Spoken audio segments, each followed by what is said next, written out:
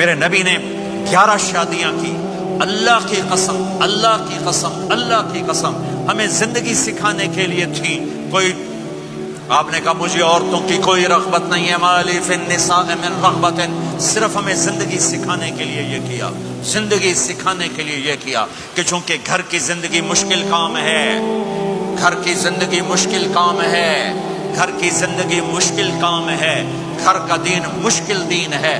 مسجد 5 لوٹے پانی 5 نمازیں پڑھ لو، لیکن گھر کی زندگی میں برداشت کرنا، بیوی برداشت کرے، خامد برداشت کرے، یہ مشکل دین ہے. لیکن اسی پہ کامیاب ہے، اسی پہ کامیابی ہے، اسی پہ نسل پروان چڑھتی ہے. ایک نوجوان بچہ میرے پاس آیا، پاکستان کی بات ہے، ٹاپر، ہر کلاس میں ٹاپ کیا، ٹاپ کیا، ٹاپ کیا.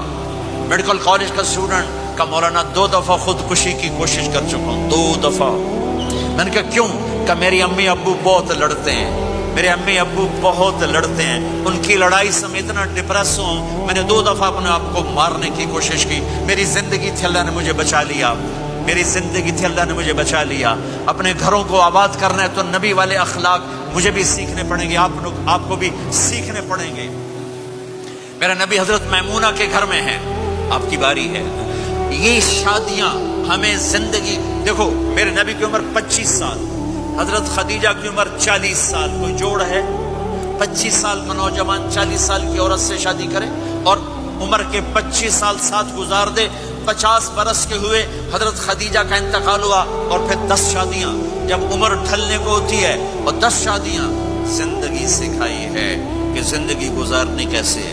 غصے والی عورت زندگی کیسے گزارنی، اپنے خاندان کی عورت زندگی کیسے گزارنی ہے، مالدار عورت زندگی کیسے گزارنی، اپنے سے بڑی عمر کی عورت زندگی کیسے گزارنی، پرائے گھر کی عورت زندگی کیسے گزارنی ہے، ہم مزاج عورت زندگی کیسے گزارنی، کماری لڑکی زندگی کیسے گزارنی، بیوہ سے شادی زندگی کیسے گزارنی، طلاق یافتہ سے شادی زندگی کیسے گزارنی. یہ سب میرے نبی کے بتائے ہوئے زندگی کے درس ہیں.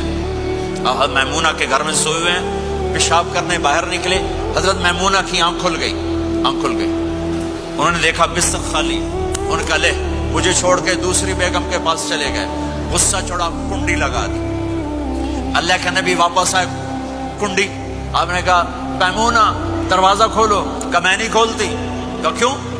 کہا مجھے چھوڑ کے دوسری بیگم کے پاس چلے گئے. کہا میمونہ مجھے پیشاب آیا تھا. نہیں پیشاب کوئی نہیں، مجھے پتا ہے، آپ دوسری بیگم کے پاس چلے گئے. کہ میمونہ میں اللہ کا رسول ہوں، میں بھلا غلط کر سکتا ہوں؟ پھر ان کو کرنٹ لگا، یہ تو اللہ کے نبی. اب ڈرتے ڈرتے کنڈی کھولی کہ پتہ نہیں آپ کیا کریں گے. آپ مسکراتے ہوئے اندر داخل ہوئے اور جا کے بستر پر لیٹ گئے. وہ پٹھان ہوندہ سر پاڑ دیندہ بیگم. آپ مسکراتے ہوئے جا کے بستر پہ لیٹ گئے.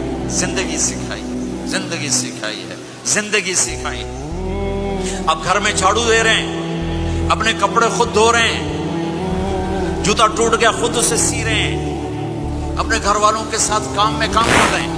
اب عائشہ پانی پیتی، ٹھیک ہے، مجھے دیکھو یہ گلاس ہے، یہ تو ایسے چھوٹے چھوٹے گلاس ہیں، بڑے بڑے گلاس ہوتے تھے بخل کا زمانہ، گلاس بھی چھوٹے ہو گئے جی میں کپ ہوتا ہے. عائشہ پانی پی رہی، گلاس رکھ دیا. میرے نبی گلاس اٹھاتے، جہاں حضرت عائشہ کے ہونٹ لگے ہوتے تھے وہاں ہونٹ رکھ کے آپ پانی پیتے تھے.